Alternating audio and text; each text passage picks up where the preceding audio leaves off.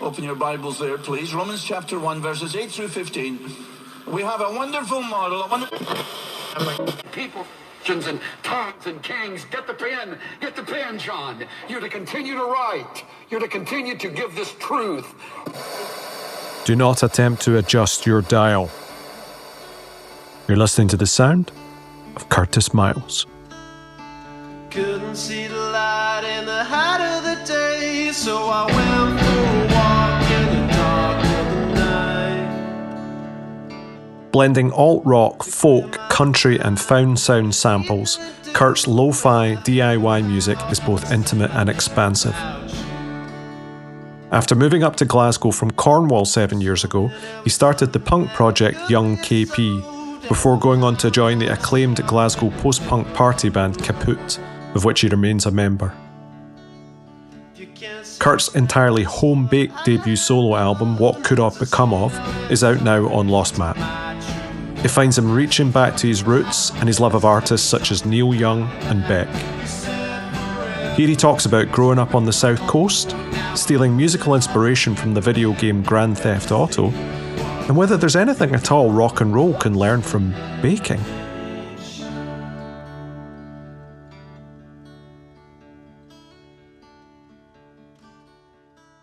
Hello, Curtis Miles.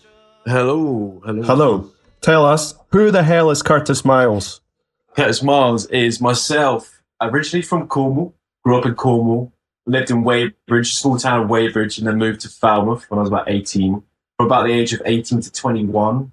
Had a couple bands there, and then moved to Glasgow when I was about 21. And I've been here ever since. I've been playing music my whole life, to be honest. I don't remember learning drums, but apparently I had a drum kit at the age of 2 because I was banging everything as a kid. So that's just always been there. I've always played drums, and then there was a guitar in the house that my brother had. I'm pretty sure he got it for Christmas once. Black and white Strat with an amp from the Argos catalogue, I believe. So that was in the house, and then eventually I just couldn't help myself but just hit that thing, to be honest, and try and figure out how to play that. Then I kind of had my first band when I went to Falmouth. We were called the Spankies, which was like a punk band.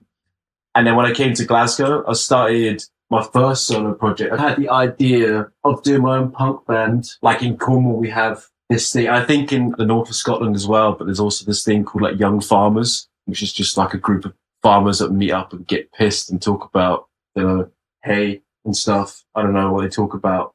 But I was working as a KP at the time, and I had the idea of being a punk band called 𝘞𝘩𝘢𝘕. So that was like a punk band that I started from the get-go in Glasgow. Did my first EP in the first week that I lived here in my house. And then a couple of years on, joined a band called 𝘞𝘩𝘢𝘕, which I'm currently still in. And now I'm here. I've just started doing my solo stuff. I'm very much enjoying it.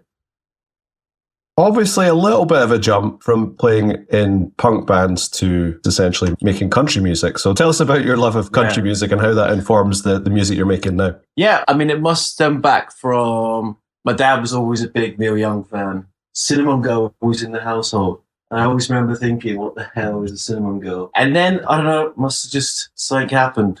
And I just fell in love with Neil Young, and it still is my favourite artist. And then you just do that natural thing where you listen to your Bob Dylan, and I guess maybe like a bit, not very country, but like Nick Drake and things like that, more folk stuff. And then I got really into early Beck as well, like his first few albums, which is just very DIY and detuned guitars and country songs.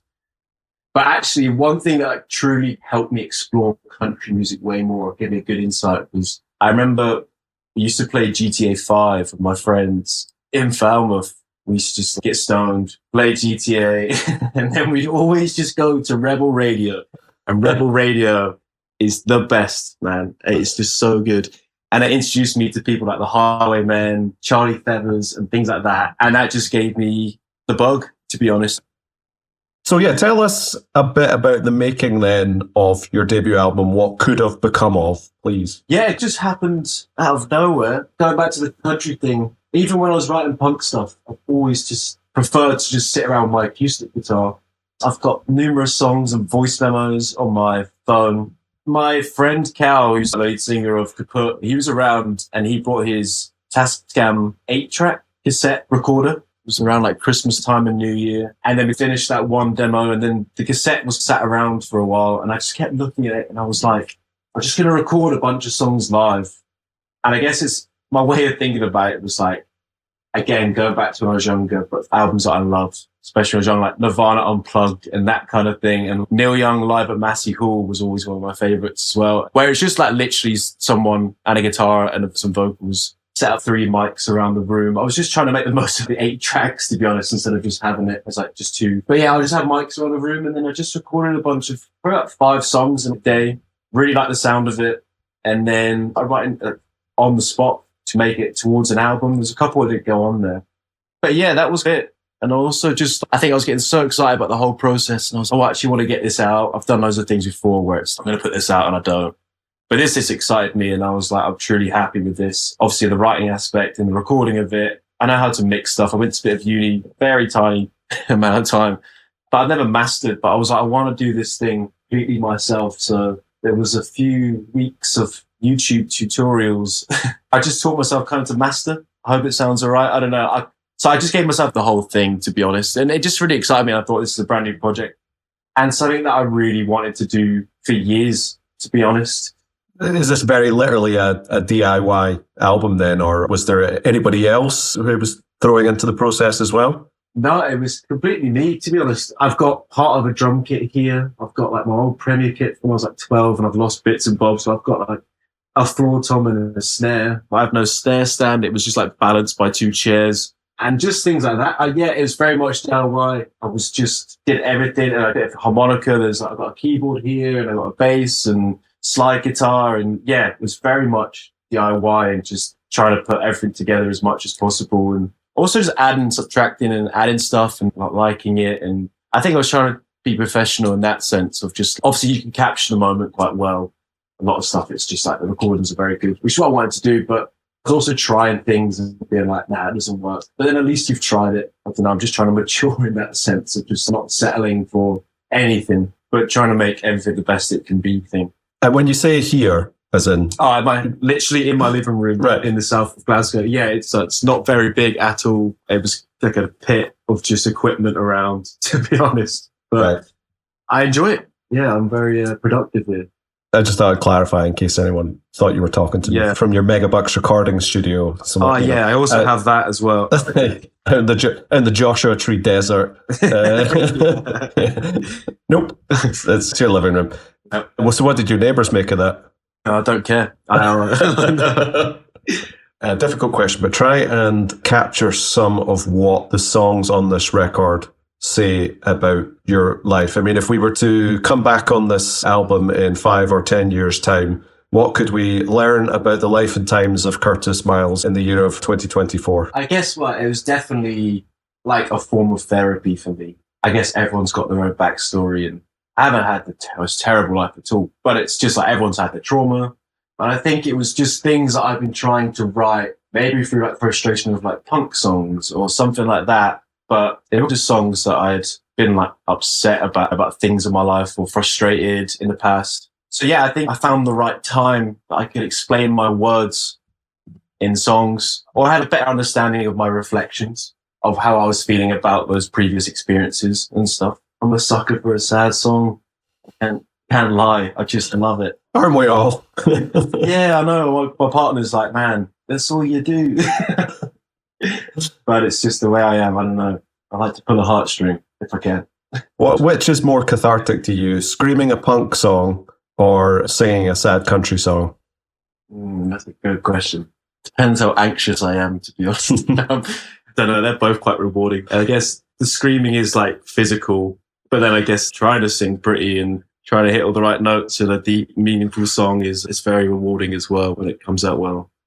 Your side hustle is as a baker, is that correct? It is indeed. What can baking teach a man about rock and roll? And what can rock and roll in turn teach a man about baking? Absolutely nothing. Come on, there must be something.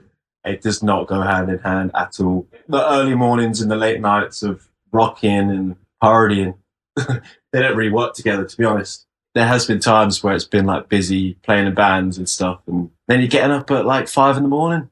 It's quite a struggle sometimes, but got to pay the bills. I think that explains to us all why there aren't more rock and roll bakers. Yeah, you never heard of one of you. No. Well, that's your opportunity to exploit that. Make that your niche. Yeah. The rock and roll baker, man. Yeah. There'll be some bun songs coming.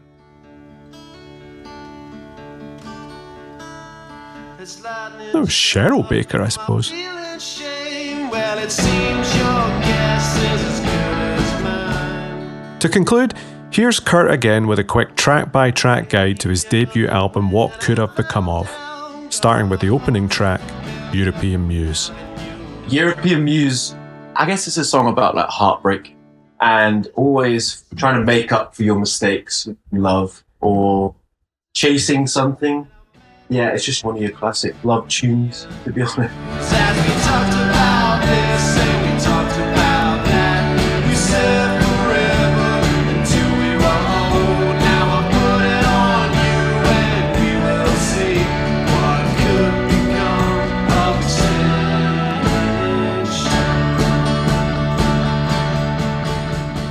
change. Don't Leave Me Lying in the Sun is one of the songs that I did very much on the spot in the middle of recording. I don't know what other song I was recording, but the idea came to me. The song is about growing up as a teenager in like a country town and things getting extremely boring after a while and realizing you want a lot more in life, or else you would be left out in the sun, just drying up and not having much more to do, to be honest. My mum gave me she's got this old kind of radio cassette thing. She's almost like a vintage buyer. She gave me this old cassette radio, kind of like mini boombox thing. And it's been around for quite a while, but for some reason at that time of the period, like last year, I just saw it and I was like, I want to get it going. And it's quite nice just putting the radio on and like I put records on and stuff at home, or you put your head, whatever. But it was just quite nice, like just put on a radio. And then I think it was just, I got quite addicted of just going through, got like Radio Gallic and stuff. And then there's like kind of classical FM and I don't know, you've got Smooth. I was just quite addicted to getting home and just like putting on something. And then, yeah, I just thought it'd be such a great, I love skits. Like I'm a massive Beck fan and like just skits and stuff in between just to keep it interesting, I think. And there was like a preacher channel, I guess like a religious channel. It was just like preachers and stuff, like really good samples. Some say that you get lost in easy life if it ain't for the grand emergency, emergency, emergency for me. Don't leave me lying out in the sun. I can't be left here. I think my time is done. Emergency, emergency, emergency for me. The song Nicotine is about trying your first cigarette. I feel like there's always that thing as a kid or a teenager. Like I remember kids in my school was trying cigarettes at like 11, 12. And it was always like, oh, you must try a cigarette. So it's just like a joke country song about trying your first cigarette. And are you actually going to end up enjoying it? Or is it just for show? So that's where the line comes. Is this for love or for show? I think it's important that the Lost Map podcast is clear that we do not endorse smoking. I do really enjoy the songs. It just got me thinking, have I ever heard anyone sing a love song to smoking before? And if not, why not? You know? I do smoke. But it just seems to come out very easily. It's just quite a funny subject. I think it's quite a classic. But like the great cowboys, like everyone's got a cigarette in their mouth. It's quite an old pastime. Cigarettes was a massive thing in like the 50s and the 60s. And I'm surprised there's not more cigarette songs. When I finally got the chance to fill my lungs with the talk, my body felt a rush, but it was no cigar. When the nicotine hit my veins, voting on me didn't feel so plain. How could I ever know it was love or for show? Wendy's is about my grandparents, actually. It's probably the saddest song ever.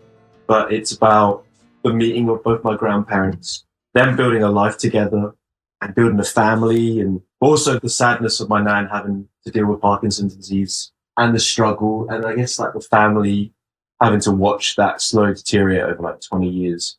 I think she was diagnosed like the year that I was born. Obviously, you never notice it as a kid when it gets like, she passed, I guess, 7 years ago. It just gets just weaker and weaker. And yeah, I think it was very hard just watching someone deteriorate like that. Yeah, it means a lot to me, this song, to be honest. And I think it was just something I needed to do.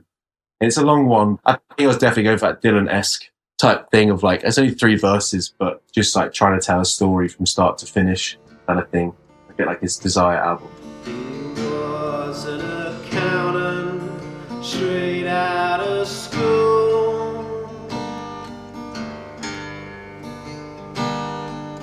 2-year apprentice determined to succeed.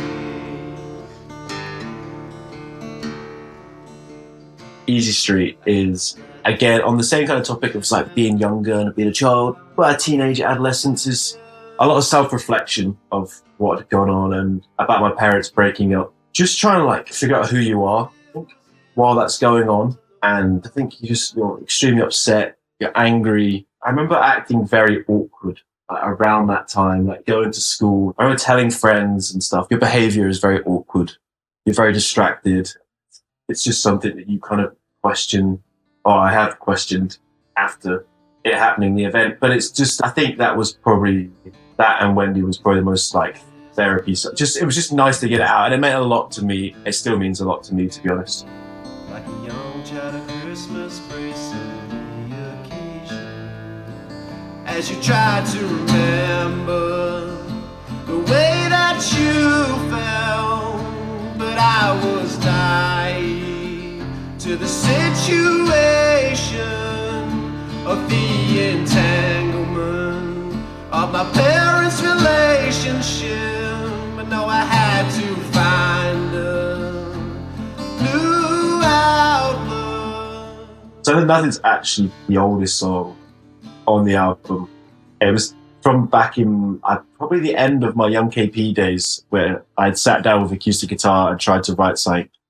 I do remember it being like after a shift at my old bakery, and I definitely felt just not used, but there was a head baker there. He was like massively religious, and he'd been working there for 10 years, hated it. And then I came along and I was quite enthusiastic because I was just moved to Glasgow, and my dad was a baker, my granddad was a baker, and my great granddad was a baker. So I'm 4th generation baker, but I was working as a KP there, but it was a bakery. So I was like, I'd love to give baking a go. Showed a lot of enthusiasm. And then he left because he saw my enthusiasm and he thought this is perfect time to leave. And I was running this pretty big bakery and I had no experience, and I was on probably below minimum wage. I was doing orders for 15 companies while doing the bread for all of our company as well, and doing paperwork, and it was just crazy. I must have just come home, and it was an angry song. A young angry Kurt was very frustrated. So it's just a song about that, to be honest. The classic catering scenario.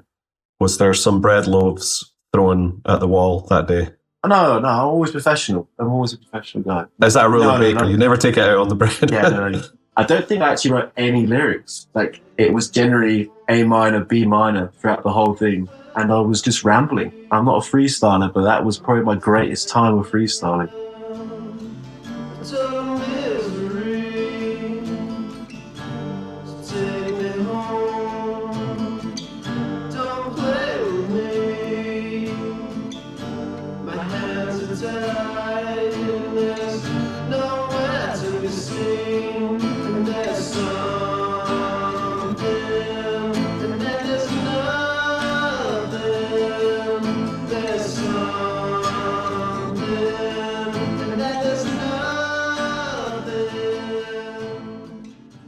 Probably it's one of the last ones that I did. Probably had about 5 or 6 recorded. And then me and my partner went for a walk to Lynn Park in the south side of Glasgow. And attached to Lynn Park is like Cathcart Cemetery, which is a really beautiful old cemetery. There's like a newer bit to it, and then there's like a older bit it's not like the necropolis in the centre of town, but it's bits of hills to it. A very old kind of cemetery. I was just feeling inspired that day, and I think there was like birds tweeting around, and then you just see like, it's graveyards, they are beautiful. Do you know what I mean? They are nice walks, but it's just, you're seeing all these names of people, and it's quite sad. But there's still like beautiful plants around you, and beautiful trees, and there's birds tweeting, and there's like people in a grave and in like holes in the ground, and then there's above them beautiful things appearing, and we're here. It's just like life is going on still. Sacred reminder of the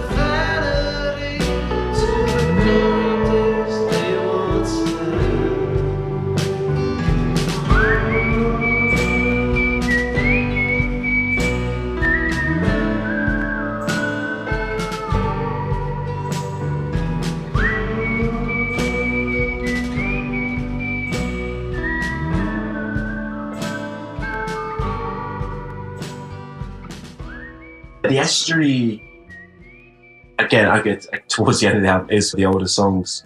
Well, something I did a couple of years ago for No Project. I bought a synth over lockdown, and I just woke up and I just really wanted to play the synth. I was just creating low rumbling noises, and I was like, it reminds me of a boat, which kind of reminds me of home. So I just went crazy, and then within, I think I maybe developed it in 2 hours. I was just like, there's a boat thing. I'll get the organ out, that'd be some sort of harmony to that, and I'll get a harmonica, and that'd be almost like an accordion that goes on, and slide guitar, I don't know, represents like the sea. I don't know, like a glistening, shimmering guitar represents, I don't know, the sun. And I was just trying to build like this whole like landscape in my head, like a Cornish summertime at the beach or by water. I think I was definitely going as well for not pet sounds, but maybe more smile. I don't know, around that era of Beach Boys where they've got like songs and then there's just like little bits of goat noise in the back or something like that. Just like there's like kids just like running about in the water, and there's like seagulls in the background and stuff. And it actually really works well with the album. I wasn't sure to put it first or last in the album, but because this album is obviously about previous experiences. So yeah, it really sums up the album at the end. Very nice bit of music. I'm very proud of it, actually.